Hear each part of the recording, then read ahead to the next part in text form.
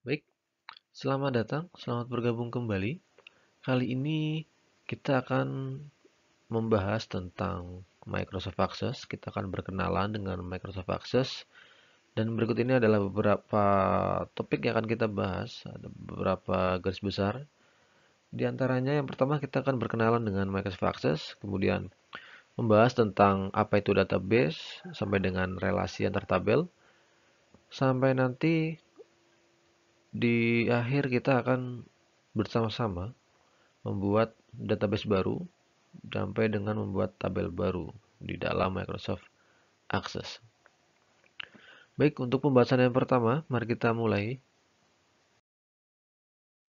Ya, apa itu Microsoft Access? Kita akan berkenalan di sini.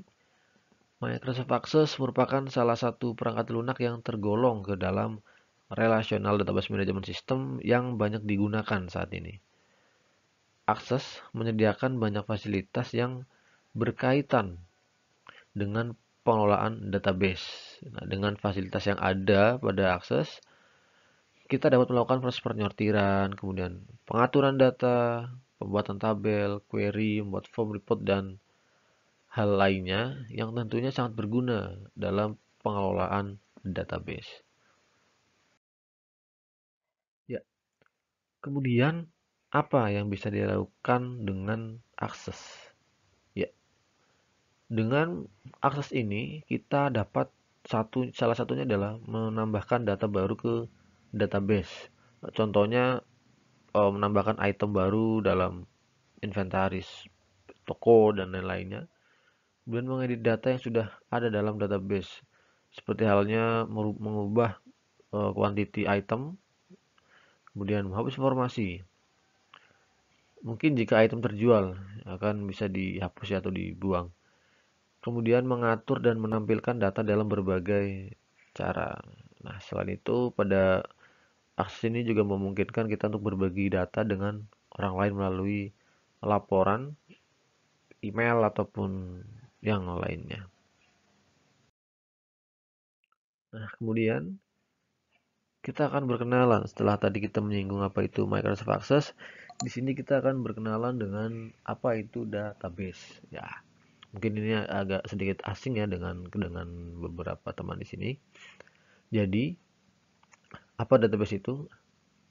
Ya, database merupakan kumpulan data yang saling berhubungan yang disimpan sedemikian rupa tanpa adanya perulangan yang tidak perlu. Database terbentuk dari sekelompok data-data yang memiliki jenis yang sama. Contohnya misal data mahasiswa, data dosen, data kuliah, dan lain-lain. Nah, untuk dapat membuat suatu database yang baik, maka diperlukan suatu rancangan yang tepat dan sesuai dengan kebutuhan. Berikutnya adalah konsep dasar dalam pembuatan database. Di antaranya, hal yang mendasar ya dan harus dipahami adalah pemodelan entitas dan relationship. Apa itu? Ya, bisa dilihat. Entitas adalah berbagai hal dalam dunia nyata yang informasinya disimpan dalam database. Nah, sebagai contohnya, kita dapat menyimpan informasi tentang dosen yang mengajar mahasiswa, misalnya. Berarti dalam hal ini, dosen dan mahasiswa merupakan entitas. Selanjutnya, relationship. Ini merupakan hubungan antara entitas. Sebagai contoh, sama dengan sebelumnya, dosen mengajar mahasiswa. Berarti mengajar ini merupakan relationship antara entitas dosen dan entitas mahasiswa.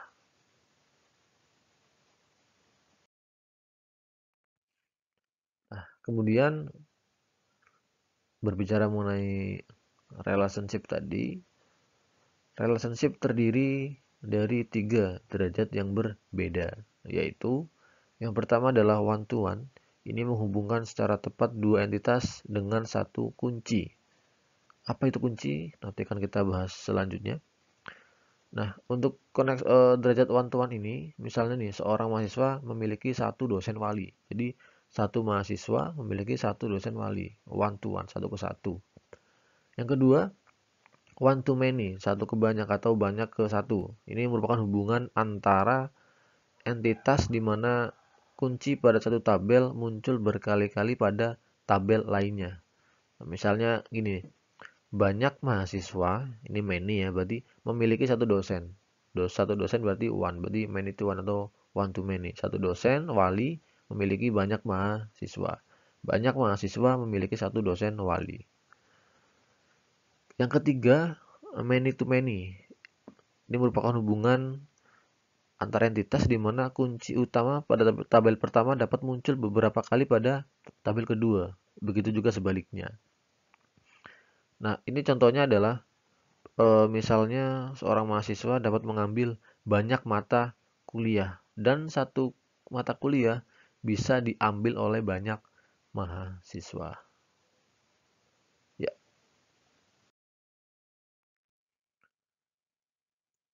berikutnya tabel. Nah, tabel apa itu tabel ya? Tabel di sini mewakili entitas, di mana di dalamnya terdapat kolom-kolom yang merupakan atribut dari entitas. Nah, untuk penamaannya nanti ini disesuaikan dengan nama dari entitas ya agar mudah dipahami. Contohnya sebelumnya ya, misal terdapat data mahasiswa disimpan ke dalam tabel mahasiswa ya, menjadi tabel mahasiswa. Nah, ini merupakan tabel yang mewakili entitas mahasiswa. Kemudian kolom atau atribut. Kolom atau atribut merupakan bagian dari tabel yang mewakili ciri dari suatu entitas. Nah, contoh misal ya ada entitas mahasiswa. Maka atributnya yang mewakili mahasiswa itu apa? Ya, diantaranya ada NIM, kemudian nama, kelas, alamat, tempat tanggal lahir, dan lain sebagainya. Kemudian, kunci. Ini merupakan suatu nilai dalam sebuah tabel yang dapat digunakan untuk mengidentifikasi suatu baris dalam tabel. Contoh gampangnya gini, misal dalam tabel mahasiswa, di dalamnya tadi terdapat kolom NIM, kemudian nama dan kelas. Nah, untuk mengidentifikasi suatu baris dalam tabel tersebut, maka kita cukup menggunakan NIM saja.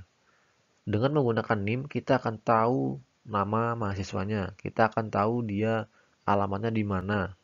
Kemudian dari NIM juga kita akan tahu dia tanggal lahirnya kapan, berapa. Nah, jadi untuk mengidentifikasi digunakan kunci ya. Kunci ini kalau dalam tabel mahasiswa ini adalah NIM ya. Nanti sifatnya unik. Masing-masing mahasiswa memiliki NIM yang berbeda.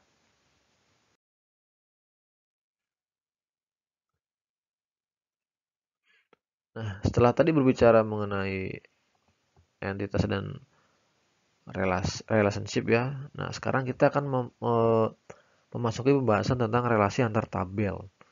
Kita masih menyinggung tentang kunci. Kalau tadi dicontohkan, maka kita akan bahas lebih mendalam di sini terkait dengan relasinya. Nah, faktor penting yang menyangkut relasi antar tabel adalah kunci. Kunci ini merupakan satu atau gabungan dari beberapa atribut yang dapat membedakan semua baris data dalam tabel secara unik.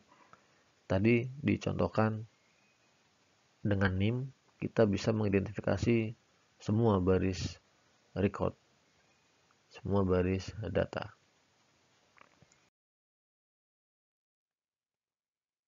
Ya, ini adalah beberapa ketentuannya terkait dengan kunci. Ada kunci primer dan juga kunci sekunder. Kunci primer atau primary key, kemudian kunci sekunder, ini bisa diartikan sebagai kunci tamu. Yang pertama, kunci primer ini adalah sebuah field atau kolom pada tabel yang merupakan identitas bagi field-field lainnya. Nah, kunci primer ini bersifat unik, jadi tidak boleh memiliki record yang kembar. Nah, Kunci primer ini terdapat pada tabel induk, tabel utama. Contohnya misal tabel dalam tabel mahasiswa. Nah, tadi dalam tabel mahasiswa terdapat satu kolom yang sifatnya unik, satu atribut yang bersifat unik, yaitu NIM. Nah, NIM inilah yang akan digunakan sebagai kunci utama, kunci primer, yang akan menentukan record-record lainnya, data-data lainnya. Dengan NIM kita bisa tahu nama, alamat, tanggal lahir, dan lain sebagainya. Kemudian yang kedua, kunci sekunder. Ini bisa diartikan sebagai kunci tamu ya. Nah, kunci sekunder ini adalah kebalikan dari kunci primer ya. Ini terdapat pada bukan tabel induk tetapi tabel anak, kalau bisa diartikan seperti itu. Dan di mana kedua kunci ini akan saling berhubungan antara tabel A dengan tabel B. Nah, tabel B ini merupakan keturunan dari tabel A ataupun tabel relasi dari tabel A. Kita langsung saja masuk contohnya. Ya, ini adalah contoh dari relasi antar tabel. Jadi dalam konteks contoh di awal tadi, dosen mengajar mahasiswa, ya ada beberapa entitas, ada beberapa tabel di sini. Yang pertama ada mahasiswa, kemudian dosen, kemudian mata kuliah, dan juga yang terakhir ada relasi mengajar. Nah, dari mahasiswa, seperti dicontohkan tadi, terdapat kunci primer yaitu NIM. Ini akan mengidentifikasi seluruh record yang ada pada tabel mahasiswa. Kemudian dosen, kunci primernya adalah ID dosen. Masing-masing dosen memiliki nomor ID yang berbeda. Kemudian mata kuliah. Mata kuliah ini masing-masing mata kuliah memiliki kode yang berbeda juga, maka kunci primernya adalah kode mata kuliah. Nah, kemudian ketiga tabel ini dihubungkan satu relasi yaitu mengajar. Jadi di mengajar ini ada satu kunci primer, ini untuk mengidentifikasi tabel mengajar. Kemudian berbicara kunci tamu, nah di sini nih. Jadi di dalam mengajar nanti terdapat informasi tentang mahasiswa. Di dalam mengajar mengandung informasi tentang dosen, siapa yang mengajar. Di dalam relasi mengajar ini, dalam tabel mengajar ini terdapat informasi tentang mata kuliah. Mata kuliah apa yang diajar oleh dosen untuk mahasiswa siapa. Nah, selain itu ada informasi yang mendasar, ada informasi ruang, juga ada informasi waktu. Nah, di sini ya, karena kita membutuhkan dalam mengajar membutuhkan data mahasiswa, maka kita akan mengambil data dari mahasiswa dengan cara menghubungkan antara tabel mahasiswa dengan tabel mengajar. Dengan apa? Dihubungkannya ialah dengan kunci. Nah, di sini kunci primer yaitu NIM di dalam tabel mahasiswa akan menjadi kunci tamu di tabel mengajar. Begitu juga dengan dosen. Tabel dosen, kunci primernya adalah ID dosen. Ini akan menjadi kunci tamu di tabel mengajar. Sehingga dari mengajar kita bisa mengakses nama, alamat, dan email dari dosen. Nah, kuncinya adalah di ID dosennya. Di tabel mengajar kita hanya perlu menginputkan ID dosennya sebagai kunci tamu dari tabel dosen. Begitu juga dengan tabel mata kuliah. Oke, semoga sudah mulai ada gambaran tentang relasi antar tabel. Nah, kemudian kita akan membuat file baru menggunakan Microsoft Access. Kita di sini akan berkenalan lebih dalam dengan Microsoft Access. Ya, di sini kita akan membuat file baru. Mungkin kalian bisa menyesuaikan terkait dengan file aksesnya, versinya, karena mungkin kita butuh pendekatan yang berbeda. Ya, di sini saya menggunakan Microsoft Access pada Office 365. Ketika membuka pertama kali, maka akan muncul beberapa pilihan. Saya memilih blank desktop database, kemudian memberikan nama filenya ya pada file name, kemudian klik pilih create. Ya, selanjutnya tabel ya. Dalam pembuatan database ini penting, yang pertama kali dibuat itu adalah tabel. Seperti disinggung di awal, tabel adalah kumpulan data yang tersusun menurut aturan tertentu dan merupakan komponen utama pada database. Nah, di sini tabel nanti disusun dalam bentuk baris atau record dan juga kolom. Oke.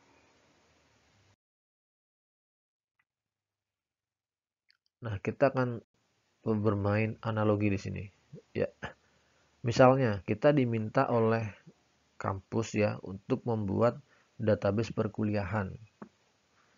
Nah, maka langkah awal pembuatannya adalah kita harus menentukan dahulu tabel-tabel yang dibutuhkan. Nah, pada contoh di sini kita akan menentukan database-nya ya, kita akan beri nama UHB misal, kemudian kita tentukan tabelnya. Nah, tabelnya apa aja? Nah, tabelnya kita tentukan nih, tabel dosen yang terlibat, kemudian mahasiswa, mata kuliah, dan juga tabel mengajar. Nah, masing-masing tabel ini kita tentukan juga atributnya. Misal dari dosen, apa nih yang mau kita masukkan? Yang utama pastinya adalah kunci primernya yang sifatnya unik, tidak dimiliki oleh dosen lainnya, tidak dimiliki oleh record lainnya. Unik. Nah, ID dosen, kemudian nama, alamat, email. Kita bisa juga menambahkan data yang lain, misal telepon, kemudian gelar, pendidikan, dan lain-lainnya. Kemudian mahasiswa, kita juga tentukan atributnya. Tabel mata kuliah dan juga tabel mengajar. Kita tentukan atributnya. Nah, setelah konsep yang dibutuhkan sudah terbentuk, selanjutnya kita akan membuat tabel dengan langkah-langkah sebagai berikut ya. Nah, jika membuka halaman baru pada akses ya, maka akan secara otomatis muncul tab tabel 1.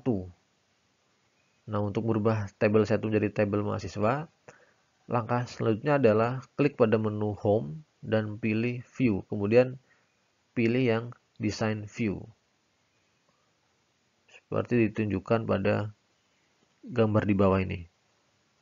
Kemudian save as, ubah nama tabel 1 menjadi nama tabel yang kita inginkan. Di sini tabel mahasiswa. Kemudian oke.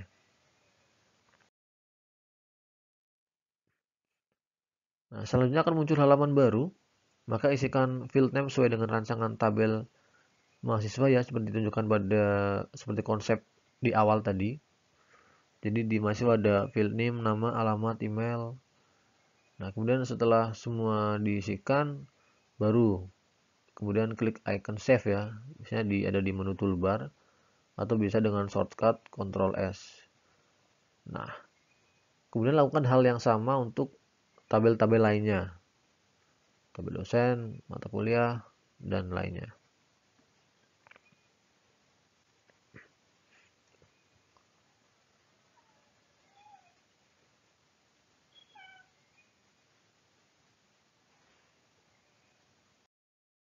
Ya. Selanjutnya, masih di halaman yang sama. Nah, untuk membuat tabel baru, kita bisa pilih menu create, kemudian pilih table. Kemudian lakukan hal yang sama untuk mengedit nama tabel dan juga mengisi field name seperti yang sebelumnya. Kita bisa pilih menu home, kemudian view, dan juga design view. Ya, ini adalah beberapa tipe data dalam database Access. Ada text, number, dan lainnya. Bisa dibaca nanti. Ya, sampai di sini semoga semuanya dapat dimengerti, dan pertemuan selanjutnya kita akan membahas tentang mengisi data dan juga membangun relasi. Ini masih berkelanjutan. Jadi apa yang kalian lakukan, minta tolong untuk di save tadi.